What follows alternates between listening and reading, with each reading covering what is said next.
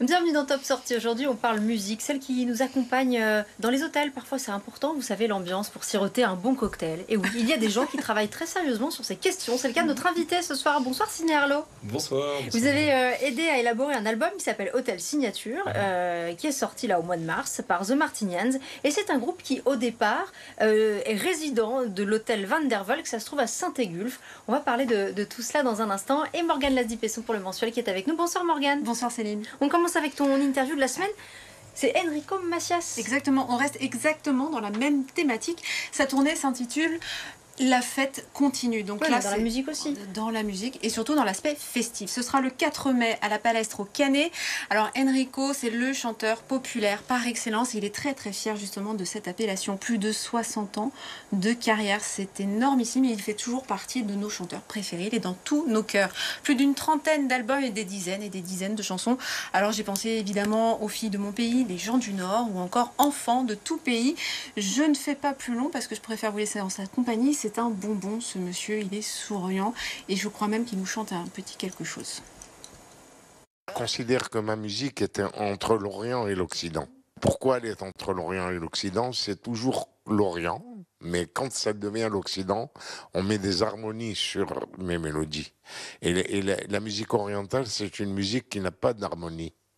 C'est seulement de la mélodie. Et quand on ajoute des harmonies, ça devient de la musique occidentale.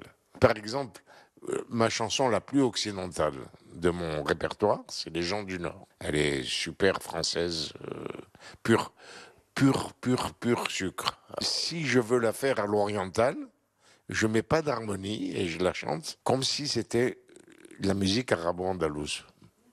Na na na na. Car elles sont jolies les filles de mon pays.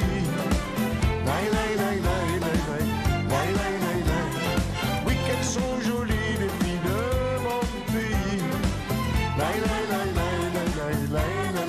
Donner du plaisir, c'est déjà un message important. J'ai 85 ans, j'ai 62 ans de carrière. Et c'est pas maintenant que je vais vous dire le contraire. Pour moi, un acte important d'être sur scène et de communier avec les gens et de leur faire comprendre tout ce que j'ai dans mes tripes, dans mon cœur, et leur transmettre ce que j'ai envie de leur transmettre. C'est-à-dire des valeurs d'humanité, de fraternité, de paix et de solidarité. Et surtout, quand on a besoin de moi, ben, je suis là. Ma patrie, où le ciel et la mer sont les mêmes, les a fait, elle et lui, comme un couple qui s'aime. Tous les deux, au matin blanc comme un lait d'amande, et le jour tout ébloui, frangé d'or. Voilà, on va continuer à parler musique. Enrico Macias, ça sonnerait bien dans un lobby d'hôtel, par exemple celui de l'hôtel Van der Valk à Saint-Égulphe, Sidney Arlo. C'est là qu'il y a un groupe résident qui s'appelle The Martinians, qui a sorti un album le mois dernier. D'abord, quelle était l'idée finalement avec ce groupe résident et cet album? C'est de remettre au goût du jour les bands, donc les groupes résidents dans les hôtels sur la Côte d'Azur, qui est une tradition. Ça date de quoi, des années 20, ça? Ouais, avant on n'avait pas de musique d'ambiance, c'était les musiciens qui faisaient la musique d'ambiance. Donc il n'y avait pas de DJ, il n'y avait pas de musique qui tournait, il y avait des musiciens. Et ça s'est perdu? Oui, complètement. Pour des questions financières avant tout, parce que évidemment ça fait du personnage, je pense que c'est surtout pour ça. C'est la première raison. C'est la première raison. Mais voilà, l'idée c'était de remettre au goût du jour ce fait d'avoir un band résident dans l'hôtel. Alors si on prend les choses dès le début, on a des musiciens que tu as eu l'idée de sélectionner, de les faire se rencontrer par affinité, ouais, par c'était... style, parce qu'ils sont assez éclectiques, ils viennent d'horizons différents.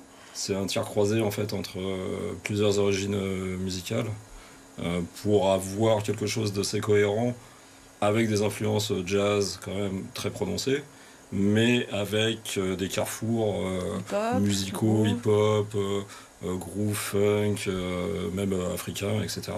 Pour essayer d'avoir une musique world en fait. Donc c'est un groupe qui s'est formé dans cet hôtel? Dans l'hôtel, oui. Ouais.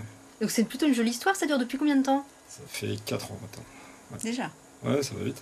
Alors, ils jouent régulièrement à l'hôtel Ouais. du Van der Volk. Et cet été, on va pouvoir les retrouver à la Plagette, une toute nouvelle plage. C'est la nouvelle plage de C'est la l'hôtel, nouvelle plage. à Saint-Égulf. À Saint-Égulf, sur la plage des Esclamandes.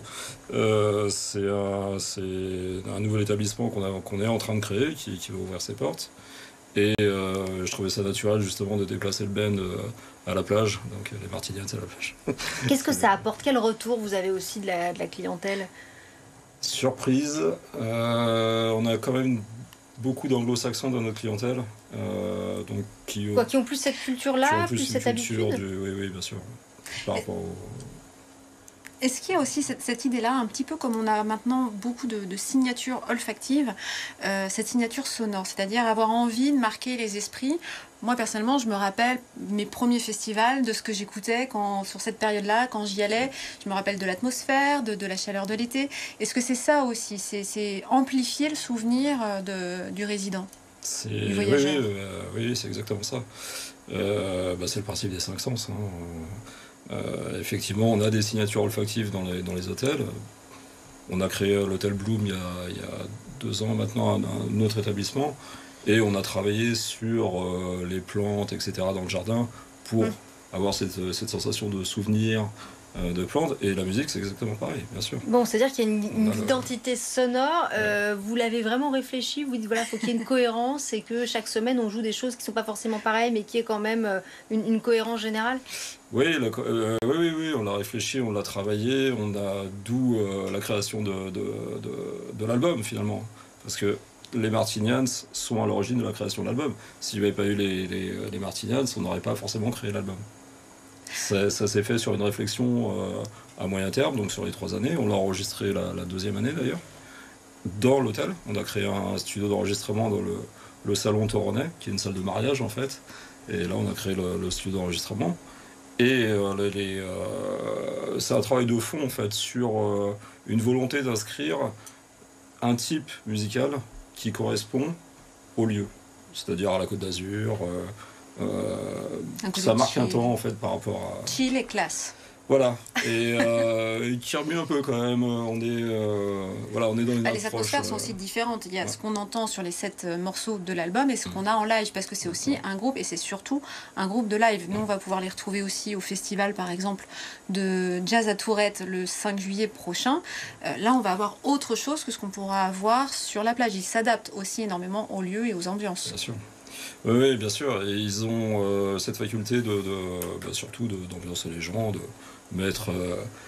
les gens se lèvent, commencent à danser pendant les soirées, alors qu'on est sur Voilà, sur donc un on pourra instant. les entendre à l'hôtel et sur la plage de l'hôtel Van der Volk du côté de Saint-Égulf. Merci Sidney Arlo d'être venu nous voir. Merci à vous. On va passer à l'agenda.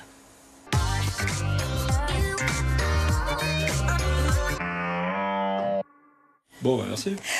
Alors, on va démarrer tout de suite avec du théâtre Le Bourgeois Gentilhomme, le 26 avril, au Rouret, au théâtre municipal. Alors, bien sûr, Monsieur Jourdain, on connaît tous l'histoire, a une obsession, c'est devenir un homme de la haute société, quitte à se ridiculiser. Cette fois-ci, c'est le théâtre du Chronope qui dynamite cette comédie de Molière, en mêlant du théâtre, bien sûr, mais de la danse aussi, des acrobaties, du jeu masqué. C'est très fidèle à l'esprit de la Commedia dell'arte. C'est burlesque et foisonnant. On poursuit avec Mesmer, qu'on connaît très très bien maintenant. Son spectacle, c'est 13 Hertz. Ce sera le 22 avril au Palais Nicaïa de Nice, bien sûr. C'est l'homme de tous les records. Il arrive à hypnotiser n'importe qui sur un claquement de doigts ou presque. Bon, je m'entraîne, mais j'y arrive toujours pas. J'ai essayé avec Céline, ça n'a pas marché. Alors, cette fois-ci, 13 Hertz, c'est Je suis hermétique. Hermétique complètement à mon charme. Alors, 13 Hertz, c'est la fréquence du cerveau sur laquelle, eh bien, on pourrait tomber dans un état de relaxation et de sommeil qui favoriserait, eh bien, l'entrée dans notre inconscience. Pour ça, je vais m'entraîner encore un petit peu, puis si ça marche, on verra ça la semaine prochaine avec Céline. On poursuit avec de la musique. Les Fatales Picard, le 26 avril à Mandelieu, à l'espace Léonard de Vinci. Ce sont les éternels interprètes de l'amour à la française. Alors, avec panache, ils sont arrivés avant-dernier de l'Eurovision en 2007. C'est le groupe de rock, peut-être le plus déjanté, qui souffle eh bien déjà ses 25 bougies. C'est vraiment une approche assez satirique du punk. Il y a beaucoup de jeux de mots, beaucoup d'ironie. Chamonix. Et on poursuit avec un festival Envie d'ailleurs, ce week-end du 19 au 21, ce sera la base nature de Fréjus. Alors là, c'est plus pour les passionnés d'exploration, tous ceux qui ont envie de voyage, de van life et de tourisme alternatif. On va pouvoir trouver évidemment des véhicules aménagés. Il y a une 50aine d'exposants et puis on aura aussi des témoignages de femmes exploratrices, une 20aine d'ateliers, comme par exemple une création de carnets de voyage. Voilà, donc si on part en voyage, Céline, toutes les deux, on pourra raconter nos péripéties. C'est parti, merci Morgane.